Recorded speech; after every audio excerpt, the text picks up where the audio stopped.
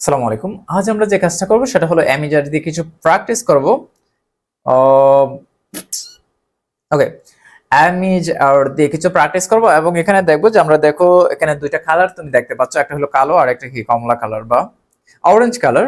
So এখানে প্রথমটা আমরা চেক করি আই এম ওকে, মানে কি আমি ঠিক আছি, আমি ঠিক আছি, আমি ভালো আছি, এরকম বোঝাতে আই এম ওকে এটা আমরা বলে থাকি। তারপরে আমার টিচার, আমি শিক্ষক, আম প্রবলেম সলভার, আমি কি আমি একজন প্রবলেম সলভার। আম ডিজাইনার, আমি একজন ডিজাইনার।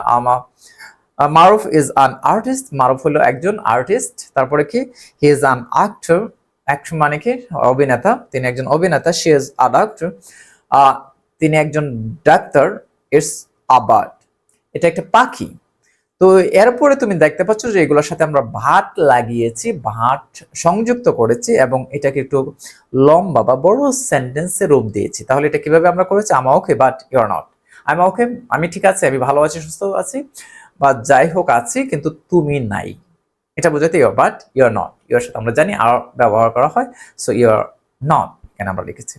আমার teacher but she is not, আমি একজন শিক্ষক, আমি শিক্ষক কিন্তু তিনি শিক্ষক নন, এটা বোঝাতে আমরা বুঝাইছি শি ইজন্ট বা ইজ নট। আমার প্রবলেম সলভার, আমি একজন প্রবলেম সলভার বা প্রবলেম সমস্যার সমাধান করি আমি, বাট কারিম ইজন্ট, করিম কিন্তু না, কিন্তু করিম না। আমার ডিজাইনার, আমি একজন ডিজাইনার, বাট হি ইজন্ট, কিন্তু তিনি না, আমি ডিজাইনার কিন্তু তিনি ডিজাইনার নয় বা ডিজাইনার নন। Maruf is an artist, Maruf হইল একজন আর্টিস্ট বা শিল্পী, বাট আম নট বা আম নট। তাহলে কি হইল? মারুফ হইল আর্টিস্ট কিন্তু আমি না, আমি আর্টিস্ট না। হি ইজ অ্যান অ্যাক্টর, মানে কি তিনি একজন অভিনেতা, বাট আম নট, আমি অ্যাক্টর নই।